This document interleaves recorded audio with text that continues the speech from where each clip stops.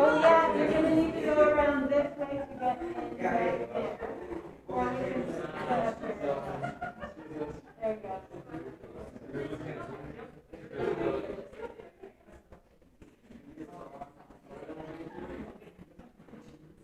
All right, I think that's mostly everyone. Thank you so much for coming to our second round of BFA this semester. My name is Molly Allen. I'm the gallery director here at SNU. So the structure tonight is going to be a little bit different than the previous visiting artist and the previous BFA. So we're starting here, looking at Victor's work, and we are listening to his talk. And then as a group, we're going to go over to Holman, and there's going to be a performance by Julia Hart, and we're going to look at her work, and at 6:30 we are going to listen to her talk. So make sure you stick around for that because that is a really fantastic show. And Julia Hart's show's name is Touching the Blue, and it's really important to follow us over there. So before I introduce Victor, I'm going to take a minute to talk about the events that are happening in the gallery this semester. So we have done 2 sets of BFA shows. Well, we are about to finish the second set. And there are two more after this, 2 more BFAs. So our final BFA shows this semester are Nikki Sardelli in the Garage Door Gallery. And Gabe Sivak in the Tahoe Gallery. That's going to happen next Wednesday, the 17th at 5 here. So make sure to come back for that. So now I'm going to give a little introduction into Victor, and then I'll have Victor take it away. So Victor is from, will you pronounce where you're from? Michoachan. I knew he would do it better than I would do it. Mexico, and his favorite thing to do is eat tasty food. And although his food has nothing to do with Victor's practice, his sculptures need to be intellectually digested. Human Vacation shows Victor's experience and feelings as consequences of being alive. It highlights his deepest emotions. And with that being said, I will have everyone put their masks on if they're not eating and give Victor a round of applause.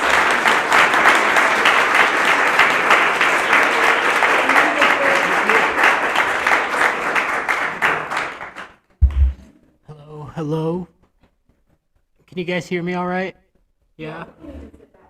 Okay. Is this good? Yeah. All right. Guys, I'm really excited to be here. First of all, I'd like to thank my family and my peers just for all the support. Especially, though, I would like to thank Ron and Maureen Ashley. You guys have sort of like taken me under your wing, and I've just learned so much from being just around you guys, so I really appreciate you.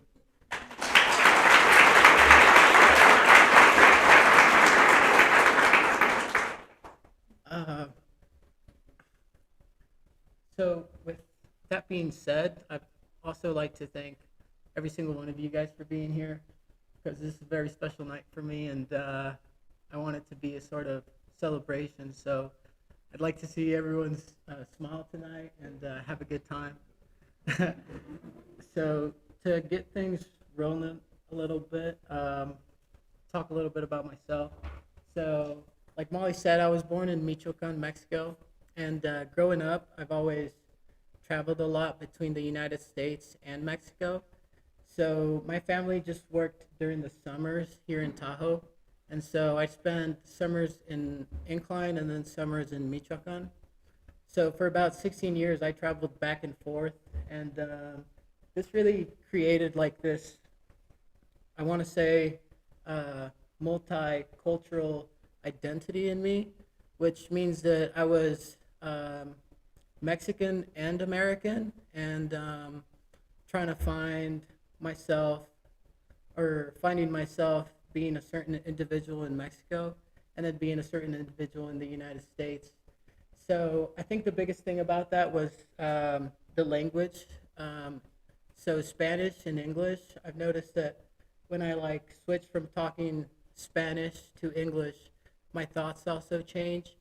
And so sort of realizing that if I think in Spanish is a little bit different than I think in English, it sort of emphasizes this idea that perspective matters a lot in the way that I think about things impacts how I move around the world. And so I've been trying to get to a place where I could uh, choose sort of the right thoughts and trying to like navigate being, I guess, a good person. So throughout,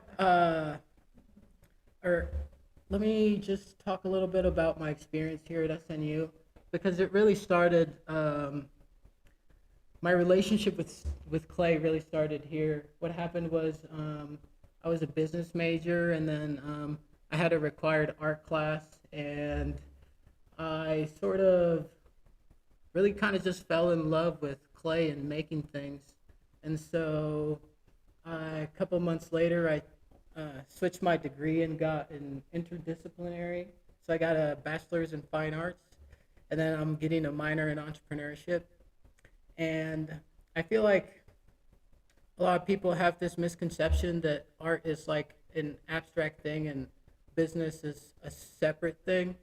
But being involved in both entrepreneurship and art, they're very similar in very multiple ways. And so I tell you this because, like, the bottom line of why I make sculptures is for pleasure and profit because I really have a good time making this stuff. And I also want to get to a point where I could sell my work and be able to make more things. So these are some pictures of my past work, and I'm just gonna move along. This is not my work, but her name is Kylie Sawyer, and her art practice is so she goes on these psychedelic experiences and then tries to like render what she sees or what she feels into sort of like collages and digital drawings. And it's somewhat similar to what I do in my practice, which is I take some of the deepest feelings that I have, or maybe something that I might think is funny or worthwhile, and then I try to put that into a three-dimensional form.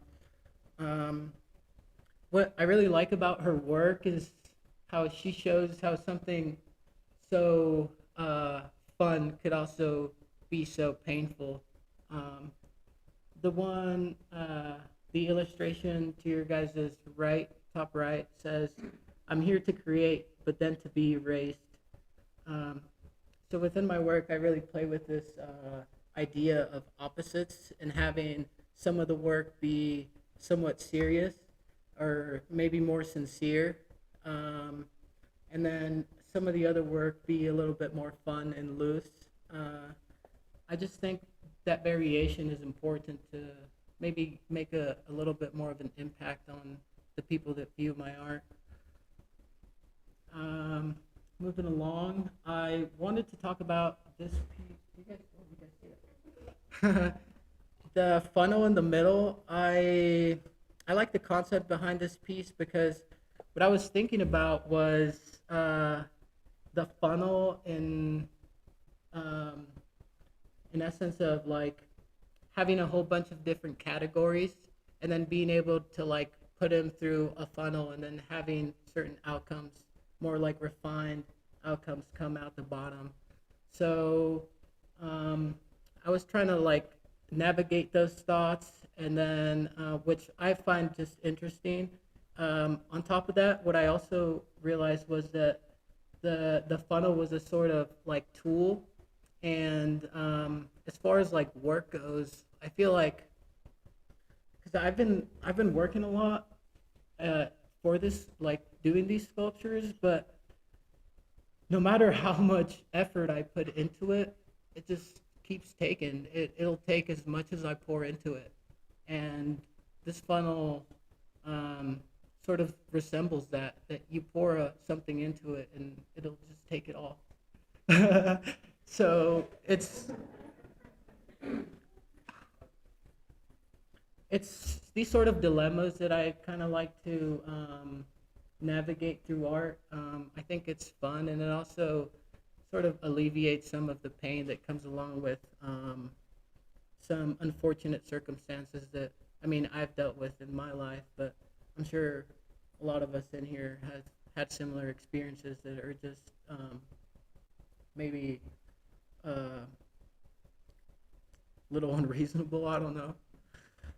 Uh, but I like art so much because it's a form of meditation for me. And so talking about it could be a little bit more difficult for me rather than making. But this is a quote from Alan Watts. He says, meditation is the discovery that the point of life is always arrived at the immediate moment. And I feel like when gurus and like a lot of like spiritual teachers say to live in the present moment, I feel like what they're referring to is that a certain individual could do anything in an artful way. And one of the biggest lessons that I've had this past year actually came from Ron, and he told me one day, you know what, Victor, just no matter what you do, just try your best at it, no matter what you're doing.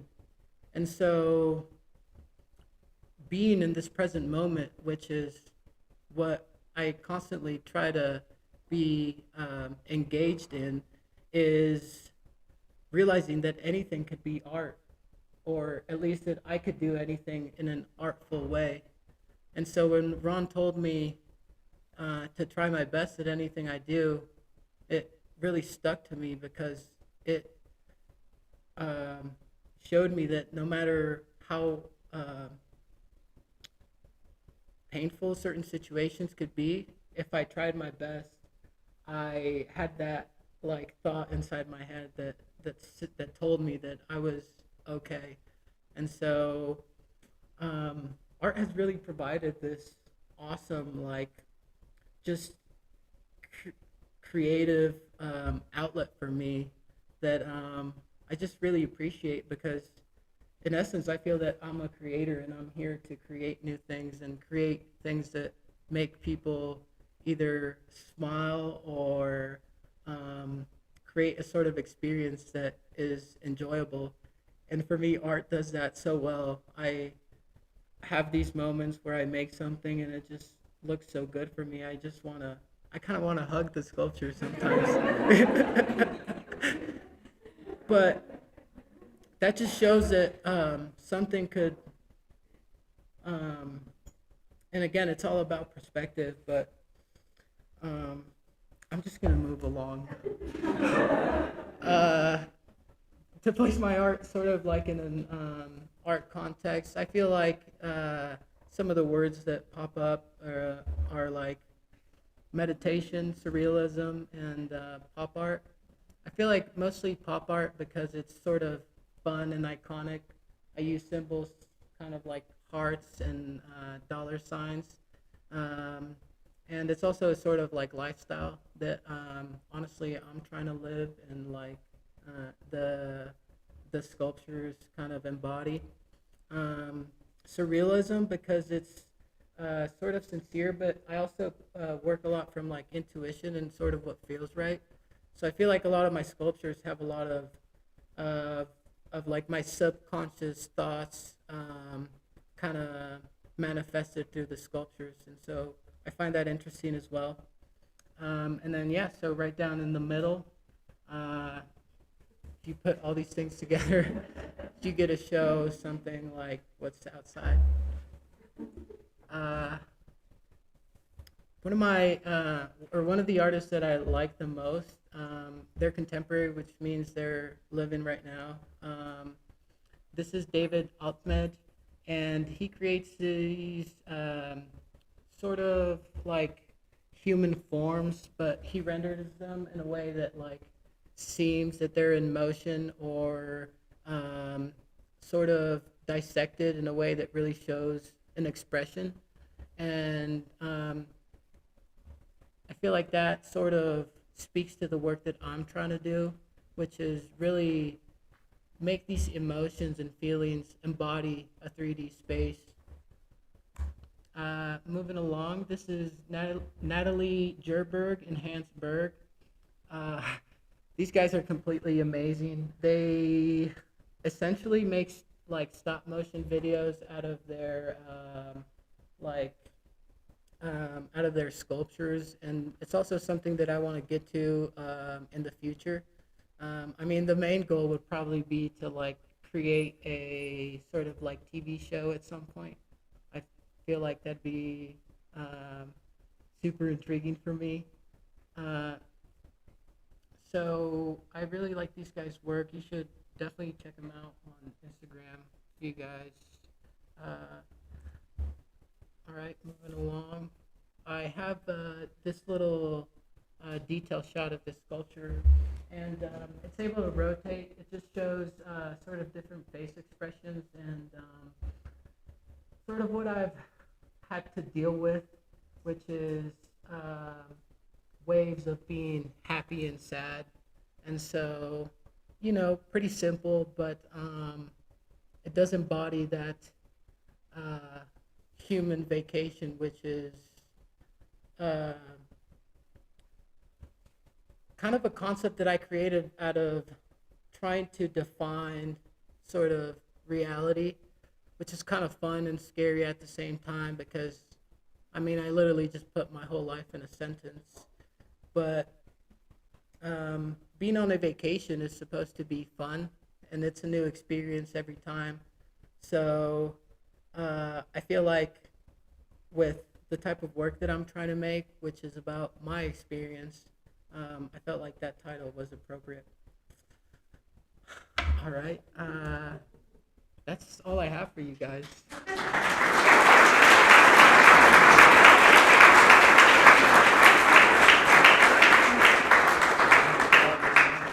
All right, at this point, we're going to open it up for questions.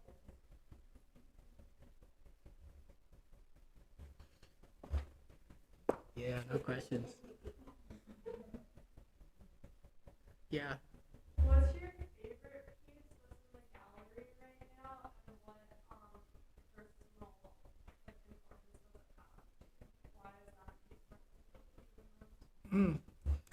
I feel like I don't know why, but I just think the tripping balls is so good.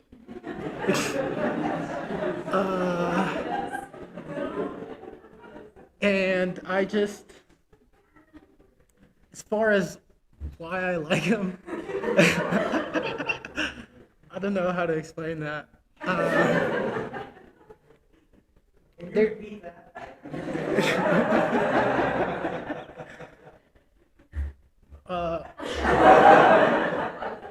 nothing. You can do it. Well, I don't know. I guess they're just. It's like a simple gesture, but it's also sort of creative, and I don't really know where it came from. So it kind of like. It's just a little too good to be true. I don't know. Next question. I'm sorry. Yeah. I've always really admired your imagination and your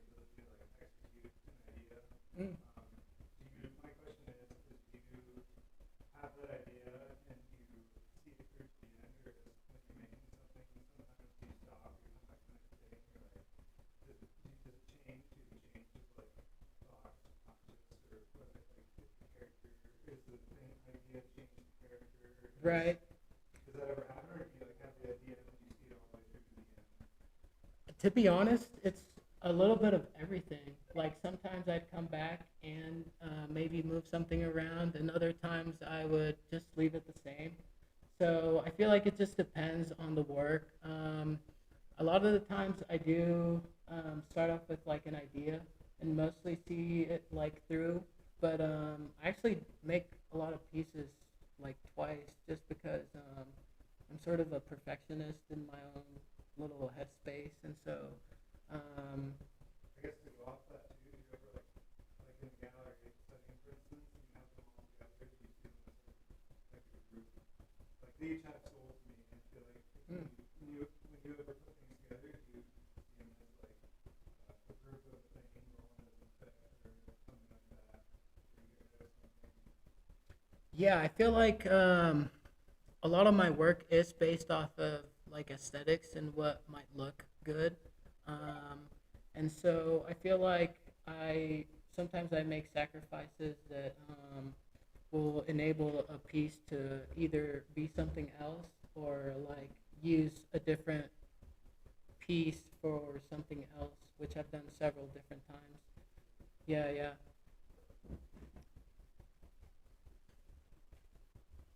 Uh, sorry, Lauren first. My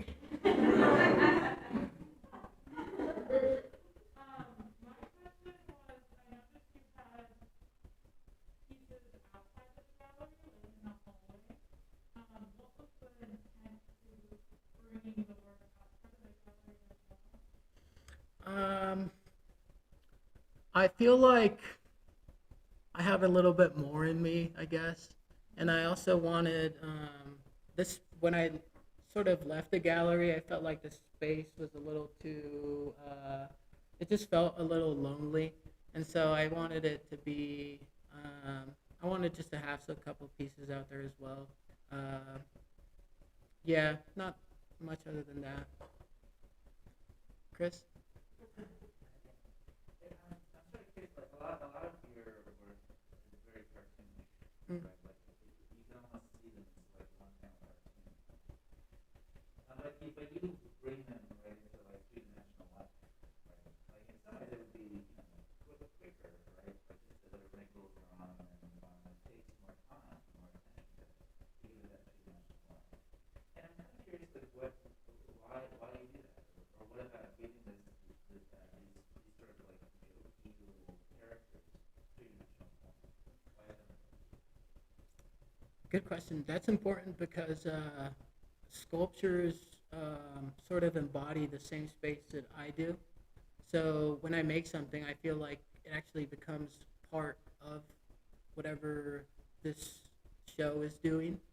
And so it's different than like a drawing just because um, the the third dimension is sort of the space that I inhabit in, and so just that relationship of the sculpture be taking the same type of space that I do is very powerful for me. So I feel like that's why I like the sculptures a little bit better. Hmm. How do you feel that the study of entrepreneurship or personal business has impacted the way that your work shows? Well, I feel like um, there's a big part of marketing my work that I really didn't realize. And there's also a big like time gap.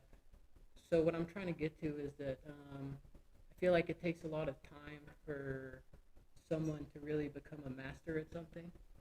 And so I feel like it's not till you become a master at something that you could really start to like make a decent amount of money off of the practice that you do.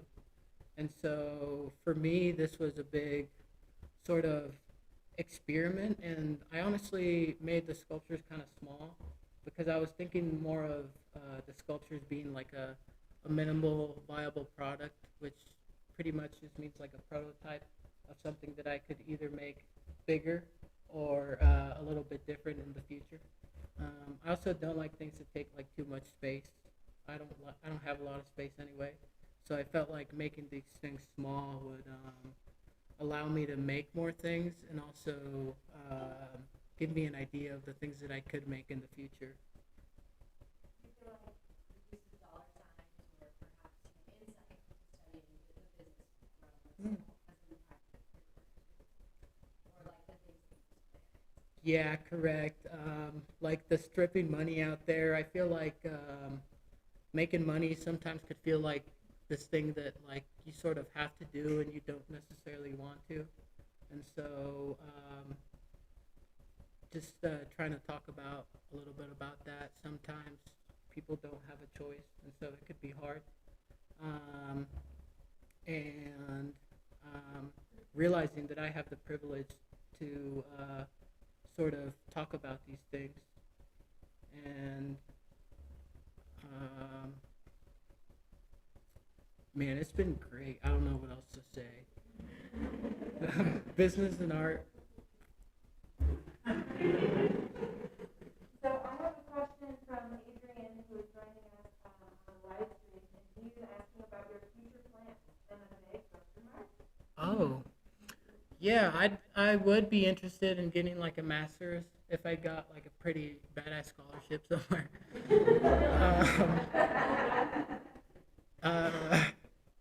Other than that, I might just really consider art being like as a hobby and maybe try to work somewhere for a year or two just so I could get like some income. And then, yeah, that's a sad truth, but we don't know. We're excited though. And piggyback off that, Brian said we should do a couch collab. Yeah. I sort of don't know what that is either, but tell me yes. Yes, Brian. The little couches. Oh, okay. Yeah. Did we have a question over here? Yeah. Yeah, if she said if I made a TV show, what type of TV show would I make? I would do maybe some sort of like hero that travels around the galaxy and just saves the universe. Yeah, something like that.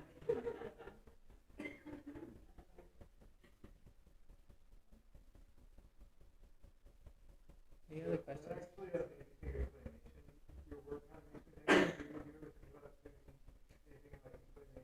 Yeah, I've actually done a couple like stop motions before. I really wanted to get some done for this show, but I had a lot of things going on, and so it was hard for me to get to a point because I barely finished these sculptures like 2-3 days ago. So I needed the sculptures to actually get to a point to make the things. But other than that, yeah, I'm just kind of sad and excited to see what my future art career is gonna look like. Yeah, David, we'll go here. What's that? What's my biggest fear?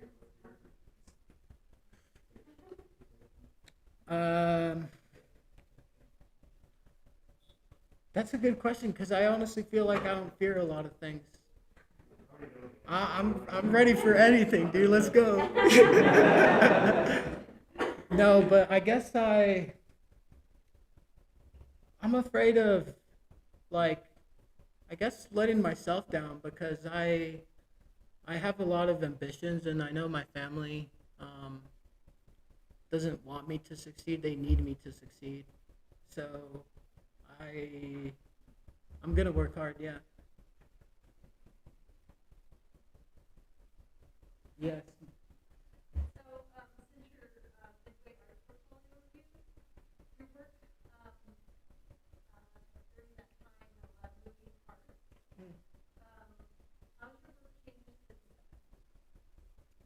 Oh, I feel like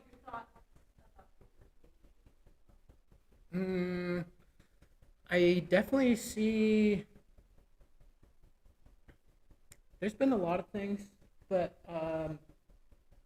mostly I've just seen my improvement in the way that I do things. Because whenever I make something and then I make the same thing again, it comes out a little bit better. And so just realizing that the more that I make things, the better that I'm going to get at that practice. And I also learn things. I guess I've learned more things from making mistakes rather than doing the right thing, which is just because I realized what I did wrong, and then I also kind of have to force myself to make it again, which in turn makes the sculpture a little bit better. So I just like art so much, and it's just like just doing it is so cool. So probably should practice a little bit more like public speaking, just because I feel like I could be a little bit better at that. But other than that, yes, Ron. As some of you know and some of you don't know, Victor lives with us. It's been a good adventure. It really has. And Victor, I've watched you over the years, and I want to express how impressed I am that you have developed so much, not as an artist, but as a public speaker. Your ability to communicate has become excellent, and I'm really proud of you. Thank you.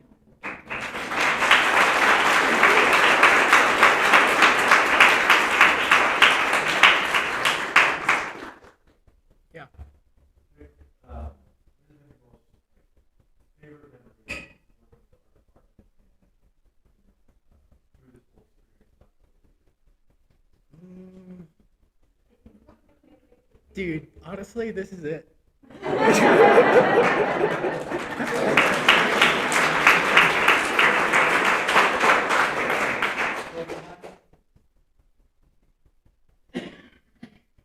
right, I think with that, let's give Victor one more round of applause.